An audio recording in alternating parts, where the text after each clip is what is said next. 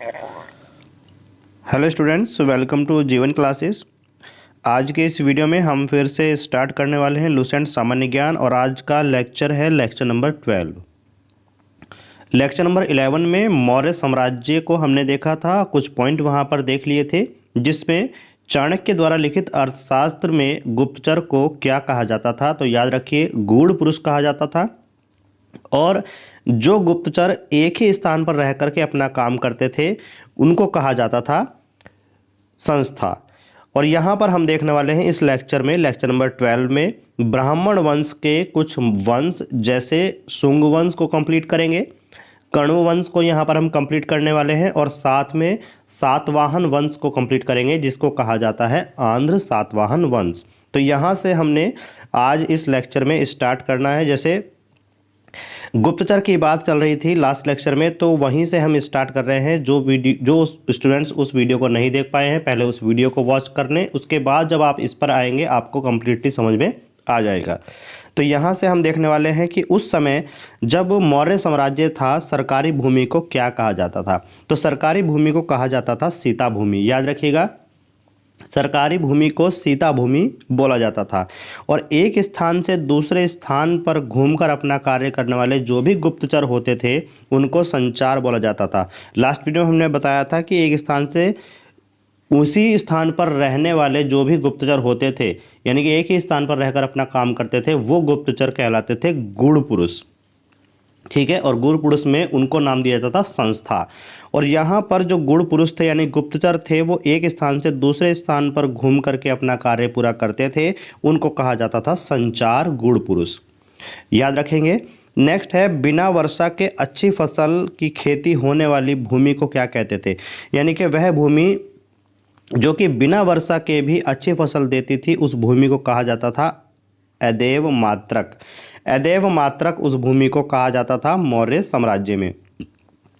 Next याद रखिएगा कि मैगस्थनीज के अनुसार भारतीय समाज को कितने वर्गों में विभाजित किया गया है। तो मैगस्थनीज के अनुसार भारतीय समाज को 7 वर्गों में विभाजित किया गया। और 7 वर्ग कौन कौन से हैं? दार्शनिक, किसान, अहिर, कारीगर, सैनिक, निरीक्षक और सभासद। इन 7 वर्गों में मैगस्थनीज के अनुसार भारतीय समाज को वर्गीकृत किया गया है। इन 7 नाम को आप याद रखेंगे। और इसी के साथ आगे एक पॉइंट है कि चंद्रगुप्त मौर्य ने नंद वंश का खात्मा करने के लिए किसकी सहायता ली थी।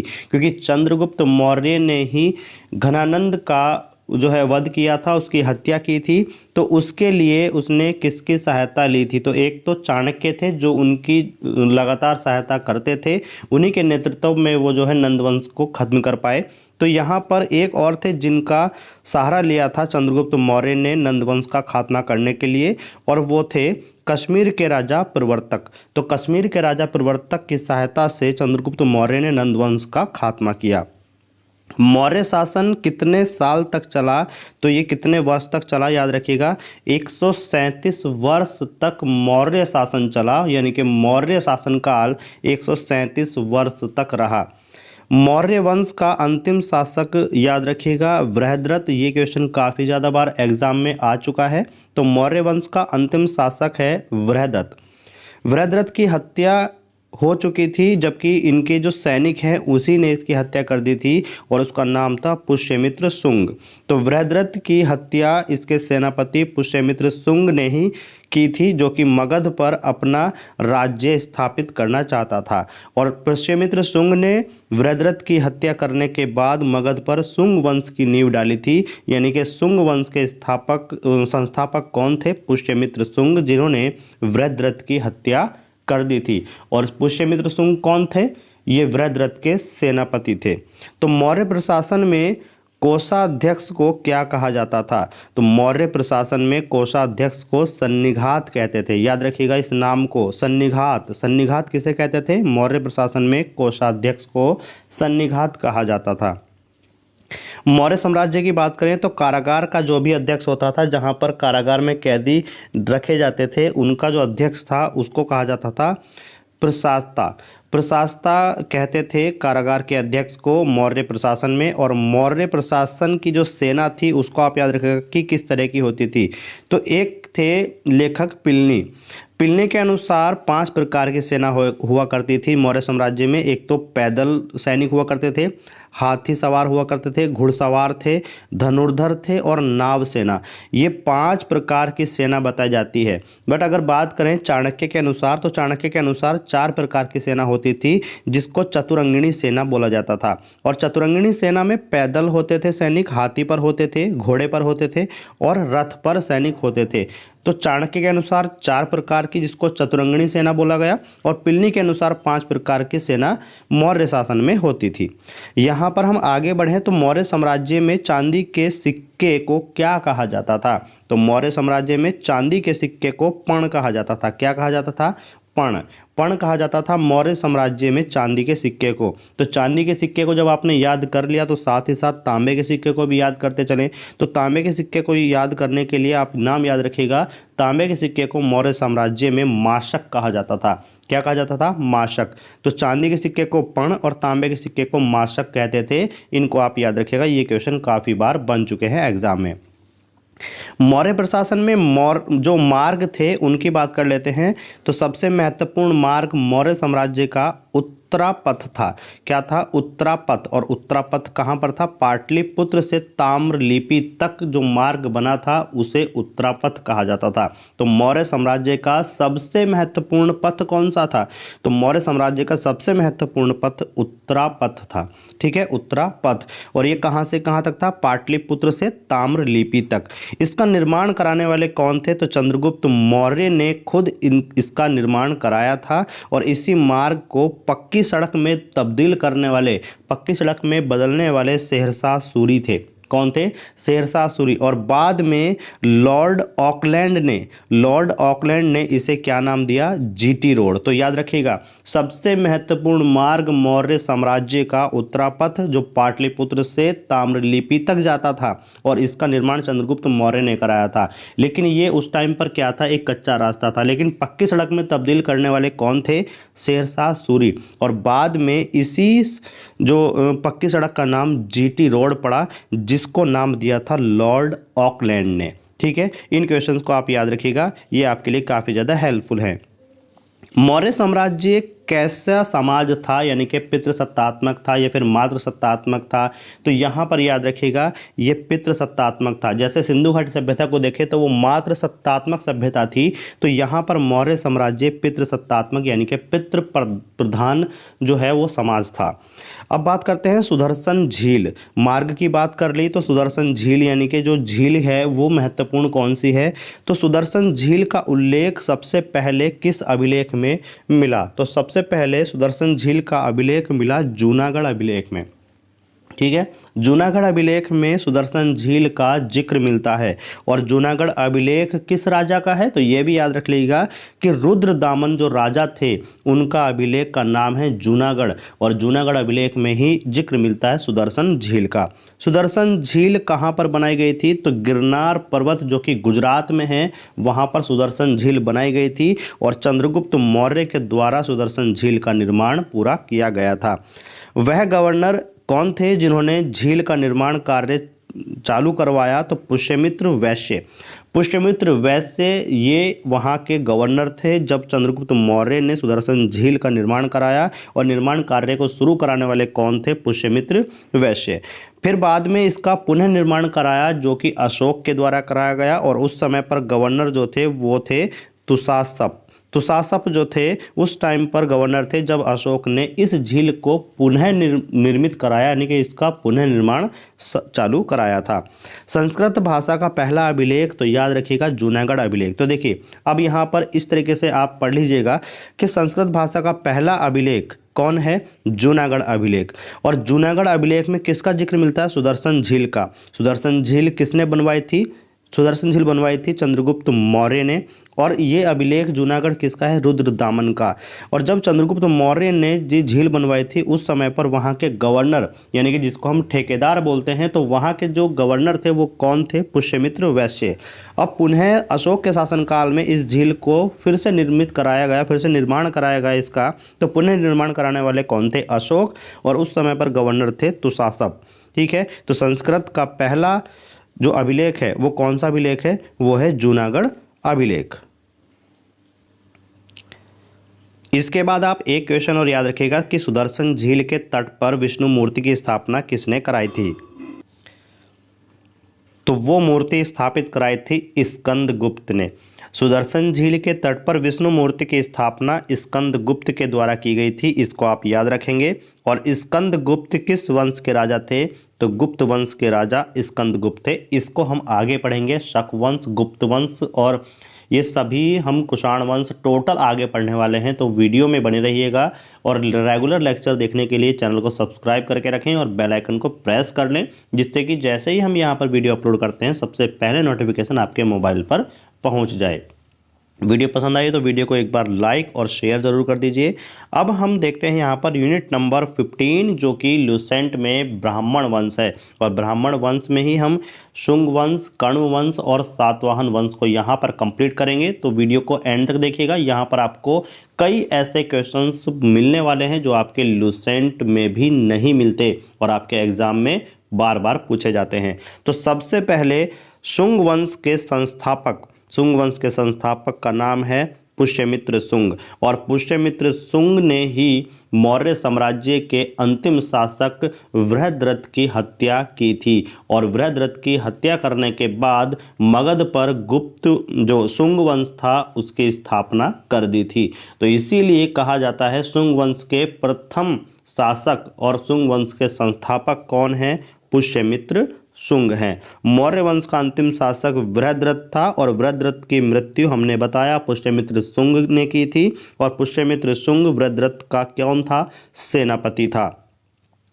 पुष्यमित्र शुंग ने अपनी राजधानी विदिशा बनाई थी। और पुष्यमित्र शुंग के बारे में जानकारी किस अभिलेख से मिलती है? तो अयोध्या अभिलेख एक ऐसा अभिलेख है जो कि पुष्यमित्र शुंग के बारे में संपूर्ण जानकारी देता है। और अयोध्या किस राजा का अभिलेख है? ये धनदेव राजा का अभिलेख है अयोध्या। तो याद रखिए, धनदेव राजा का अभिलेख का नाम बताइए। तो वो है अयोध्या अभिलेख। अयोध्या अभिलेख में किसकी जानकारी मिलती है? तो अयोध्या अभिलेख में पुष्यमित्र शुंग की जानकारी मिलती है। पुष्यमित्र शुंग कौन था? पुष्यमित्र शुंग शुंग वंश का संस्थापक था, जिसने मगध के यानी कि मौर्य साम्राज्य के अंतिम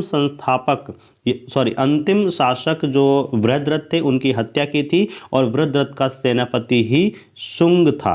ठीक है, नाम क्या था? पुष्यमित्र शुंग, जिन्होंने बृहद्रथ की हत्या करने के बाद मगध पर शुंग वंश की स्थापना कर दी थी। पुष्यमित्र शुंग के गुरु का नाम याद रखिएगा। तो पुष्यमित्र शुंग के गुरु थे पतंजलि। क्या नाम था? पतंजलि। और पतंजलि के द्वारा लिखित एक पुस्तक थी जिसका नाम था महाभाष्य। क्या नाम था? महाभाष्य। तो ये पतंजलि का नाम और इनकी लिखित द्वारा पुस्तक, इन दोनों को आप याद रखेंगे, बहुत ज़्यादा बार क्वेश्चन आ जाता है। तो पुष्यमित्र शुंग के गुरु कौन थे? पतंजलि। और पतंजलि द्वारा लिखित पुस्तक कौन थी? महाभाष्य। और योग दर्शन के संस्थापक किनको माना जाता है? तो याद रखिएगा, पतंजलि जी को ही योग दर्शन का संस्थापक माना जाता है। इनको आप जरूर याद रखेंगे।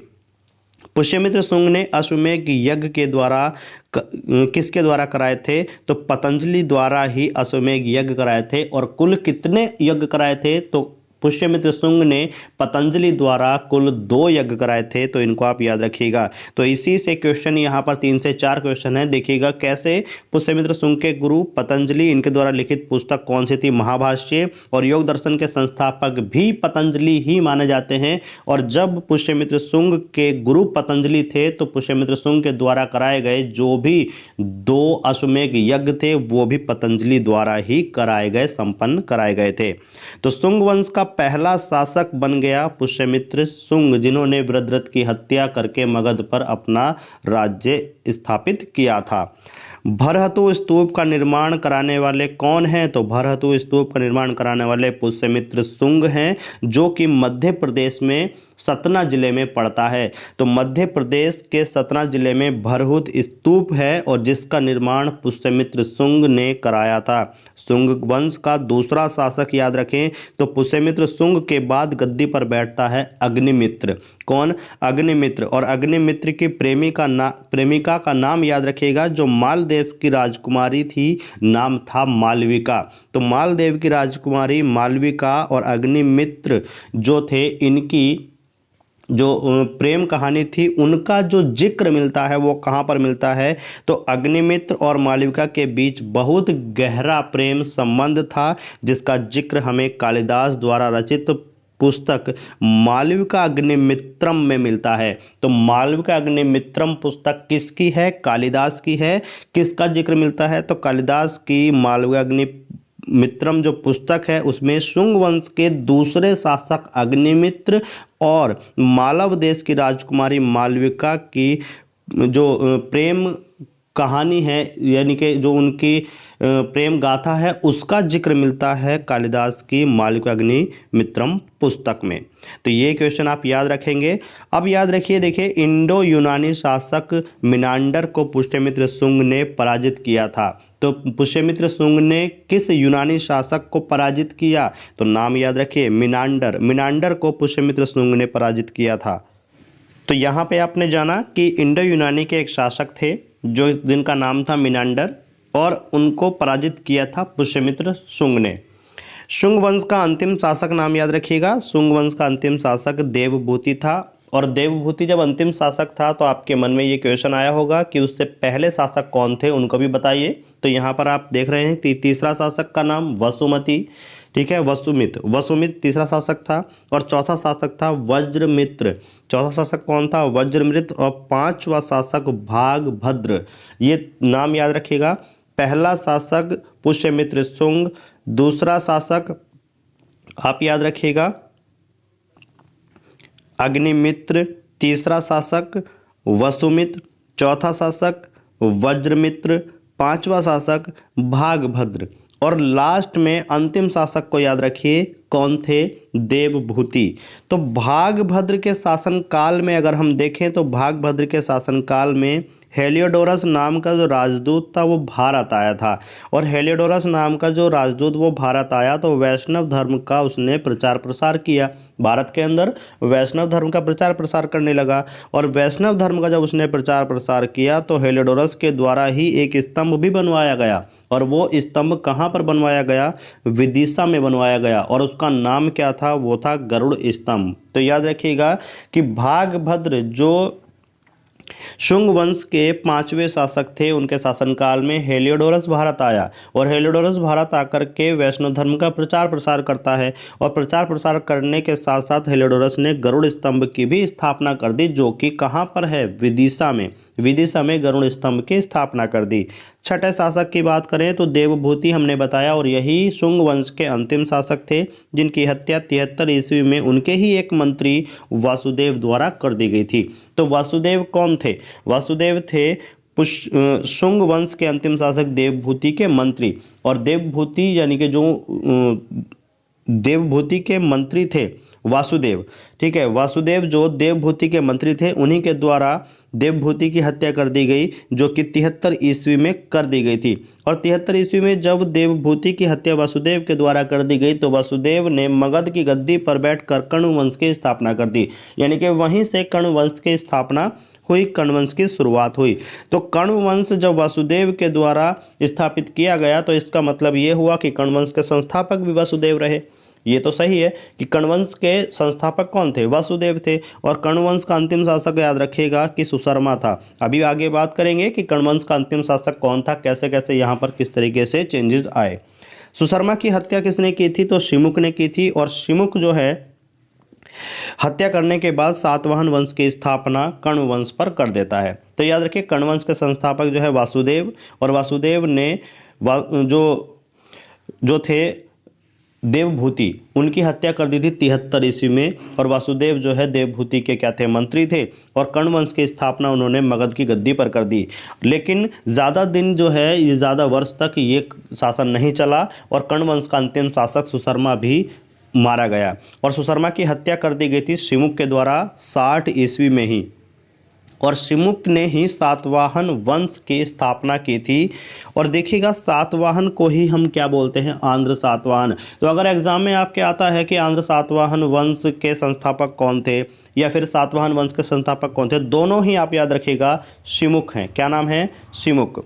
तो कर्ण वंश जो है, अगर हम एक बार उस पर नज़र डालें तो सबसे पहले यानी कि उनके संस्थापक और प्रथम शासक वासुदेव थे। दूसरे शासक का नाम याद रखें तो भूमिमित्र। तीसरे शासक हैं नारायण। और चौथे शासक का नाम है सुशर्मा, जिसकी हमने अभी हत्या का जिक्र किया, तो उसकी हत्या की थी शिमुक ने। और शिमुक ने हत्या करने के बाद कौन सा वंश इस पर स्थापित किया था, तो वो वंश स्थापित किया था सातवाहन वंश। तो सातवाहन वंश के बारे में जिक्र करें तो सबसे पहले संस्थापक का नाम ही आता है। तो सबसे पहले संस्थापक का नाम आए तो हमको याद हो गया कि इनके संस्थापक कौन थे, शिमुक थे, जिन्होंने जो कर्ण वंश था उनका अंतिम संस्थापक सुशर्मा, अंतिम जो शासक था सुशर्मा, उनकी हत्या कर दी थी। तो उनकी हत्या करने के बाद यहाँ पर सातवाहन वंश की स्थापना की, और वो किसने की थी, शिमुक ने की थी। आंध्र सातवाहन वंश की प्रारंभिक राजधानी अमरावली है, याद रखिएगा प्रारंभिक राजधानी कौन सी है, अमरावली। और अब अमरावली से प्रतिष्ठानपुर हो गई है, ठीक है। तो प्रतिष्ठानपुर, पहले अमरावती बोला जाता था, अब उसी को प्रतिष्ठानपुर बोला जाता है। और ये कहाँ पर पड़ता है, ये पड़ता है औरंगाबाद जिले में, जो कि आंध्र प्रदेश में स्थित है। शिमुक के बाद उसका भाई गद्दी पर बैठा और जिसका नाम था कृष्ण। तो शिमुक के बाद उसका भाई कृष्ण गद्दी पर बैठा था और कृष्ण ने अपने साम्राज्य का विस्तार बहुत दूर तक किया, जो कि आंध्र प्रदेश से नासिक तक फैल गया। बहुत दूर तक विस्तार किया, और कहाँ तक, नासिक तक। और कृष्ण के बाद गद्दी पर बैठने आता है सतकर्णी प्रथम। याद रखिएगा, कृष्ण के बाद गद्दी पर कौन बैठता है, सतकर्णी प्रथम बैठता है। और सतकर्णी प्रथम ही पहले ऐसे व्यक्ति बने, पहले ऐसे शासक बने जिन्होंने बौद्धों और ब्राह्मणों को भूमि जो है वो यानी कि ज़मीन दान देने में जो है सबसे पहले पहल की, मतलब सबसे पहले शुरुआत कर दी थी कि ब्राह्मणों और जो बौद्ध हैं उनको भूमि दान दी जाए। तो सबसे पहले शुरुआत किसने की थी, सबसे पहले शुरुआत की थी सतकर्णी प्रथम ने। किसने, सतकर्णी प्रथम ने। और सतकर्णी प्रथम जो हैं वो सातवाहन वंश के तीसरे शासक रहे। तो सतकर्णी शासकों के समय जो प्रसिद्ध साहित्यकार थे उनको आपको याद रखना है। पहले थे हॉल और दूसरे गुणाद्य। तो हॉल और गुणाद्य कौन थे, प्रसिद्ध साहित्यकार थे। और ये कब साहित्यकार रहे, सतकर्णी शासकों के शासनकाल में। हाल की पुस्तक को याद रखेंगे, सप्तशतक है।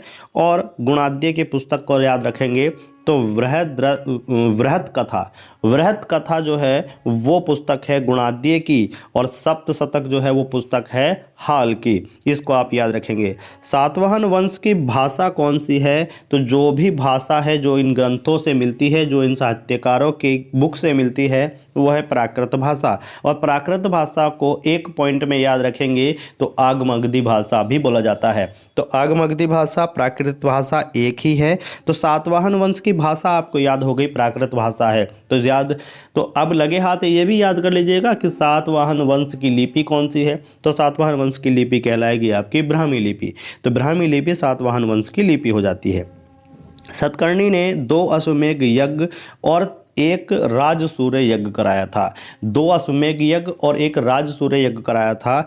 और सातवाहन शासकों ने किन सिक्कों को प्रचलित किया, तो कौन कौन से सिक्के थे, किस किस धातु के सिक्के थे जो कि सातवाहन शासकों के द्वारा चलाए गए। तो वो थे चांदी के सिक्के, शीशे के सिक्के, कांसे के सिक्के। ये सिक्के जो है किसके द्वारा चलाए गए, सातवाहन शासकों के द्वारा ही ये सिक्के चलाए गए थे। तो सातवाहन वंश समाज कैसा था, मातृसत्तात्मक था। याद रखिएगा, मातृसत्तात्मक। जैसे हम अगर देखें कि मौर्य साम्राज्य पितृसत्तात्मक था और सिंधु घाटी सभ्यता मातृसत्तात्मक थी, उसी तरीके से सातवाहन वंश भी मात्र सत्तात्मक समाज रहा है। सतकर्णी एक अन्य सभी सातवाहन यानी कि सतकर्णी और अन्य सभी सातवाहन के शासक जो थे वो दक्षिणापथ के स्वामी कहे जाते हैं। तो याद रखिए, दक्षिणापथ के स्वामी किनको कहा जाता है? तो सातवाहन के सभी शासक और सतकर्णी ये सभी दक्षिणापथ के स्वामी कहलाते हैं। सातवाहन शासकों की स्थापत्य कृतियां कौन कौन सी थी? तो स्थापत्य कृतियां अगर याद रखें तो कार्ले का चैल्य, दूसरा आता है अजंता की गुफाओं का निर्माण और तीसरा आता है एलोरा की गुफाओं का निर्माण। तो ये क्या है? ये स्थापित यानी कि कृति जो है सातवाहन शासकों की जो कृति हैं उनकी स्थापना की गई थी इनके द्वारा, कार्ले चैल्य और अजंता की गुफाएं और एलोरा की गुफाएं, इनका निर्माण। अब देखिए, भूमि अनुदान देने का उल्लेख कहाँ पर मिलता है? कि हमें ये तो पता है कि सतकर्णी द्वारा ही सबसे पहले भूमि अनुदान देने का प्रचलन चला, लेकिन ये उल्लेख मिलता कहाँ है, हमें पता कहाँ से चला था? तो एक अभिलेख है नानाघात अभिलेख। कौन सा? नानाघात अभिलेख। तो नानाघात अभिलेख से ही हमें ये पता चलता है कि सतकर्णी ने ही सबसे पहले भूमि अनुदान देने का प्रचलन स्टार्ट किया। और यह अभिलेख किसका है? यह है नानागी का अभिलेख। नानागी का जो महिला है उसका ये अभिलेख है जिसको कहा जाता है नानाघात अभिलेख, और इसी में हमें सबसे पहले भूमि अनुदान देने का एक लेख मिलता है। 17वां शासक बना था, उसका नाम था हॉल। जो 17वां शासक बना उसका नाम क्या था? हॉल था। और इनकी द्वारा लिखी गई पुस्तक का नाम गाथा सप्तशती। गाथा सप्तशती। तो भाषा कौन सी होगी? अभी तक भाषा चेंज नहीं हुई है, वही भाषा चल रही है, प्राकृत भाषा, और लिपि ब्राह्मी लिपि। तो प्राकृत भाषा में ही गाथा सप्तशती पुस्तक लिखी गई है। और ये पुस्तक कौन सी है? हाल। और हाल क्या है? 17वें शासक थे। ठीक है, याद रखिए 17वें शासक थे। सर्ववर्मन पुस्तक के लेखक कातंत्र हैं। तो सर्ववर्मन प्रथम के लेखक का नाम बताओ। कातंत्र है। या फिर कातंत्र के द्वारा लिखित पुस्तक का नाम बताओ। सर्ववर्मन है। सीसे और पोटिक के सिक्के चलाने वाला वंश सातवाहन वंश है। तो सातवाहन वंश ही सीसे और पोटिक के सिक्के चलाने वाला वंश है। और सातवाहन वंश का 17वां शासक हॉल है। और हॉल के द्वारा लिखी गई पुस्तक गाथा सप्तशती है। और सप्तशती किस भाषा में लिखी गई है? प्राकृत भाषा में। और सर्ववर्मन पुस्तक के लेखक कौन है? कालतंत्र। कालतंत्र द्वारा लिखित पुस्तक का नाम बताइए। सर्ववर्मन। तो इस तरीके से आपको क्वेश्चन याद कर लेने हैं। नेक्स्ट में नोट पॉइंट लिख लीजिएगा। अमीर वंश के संस्थापक, ये आपको लुसेंट में नहीं मिलता। तो अमीर वंश के संस्थापक का नाम है ईश्वर सेन। और ये प्रमुख केंद्र कहाँ पर मिलता है? नासिक में। नासिक में केंद्र किसका मिलता है? ईश्वर सेन का। और ईश्वर सेन किस वंश के संस्थापक थे? अभीर वंश के। इक्ष्वाकु वंश के संस्थापक श्री शांतमूल। श्री शांतमूल इक्ष्वाकु वंश के संस्थापक। इन पॉइंट को आप याद रखिएगा। एक और है जो आपको लुसेंट में देखने को कभी मिलेगा ही नहीं, नाम है वाकाट वंश। वाकाट वंश को याद रखें तो वाकाट वंश के संस्थापक का नाम आप जरूर याद रखिएगा। उनका नाम है विंध्याशक्ति।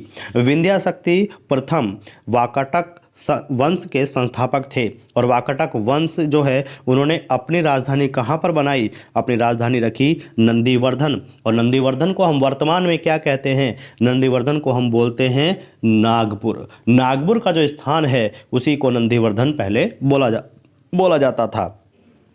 वाकाटक वंश के द्वितीय शासक का नाम याद रखिए, पुरवरसेन प्रथम। क्या नाम है? पुरवरसेन प्रथम। और पुरवरसेन प्रथम ने 4 अश्वमेघ यज्ञ कराए थे। कितने? 4 अश्वमेघ यज्ञ कराए। और याद रखिएगा वाकाटक वंश के अंतिम शासक, वाकाटक वंश के अंतिम शासक कौन थे? पुरवरसेन द्वितीय। पुरवरसेन द्वितीय वाकाटक वंश के अंतिम शासक थे।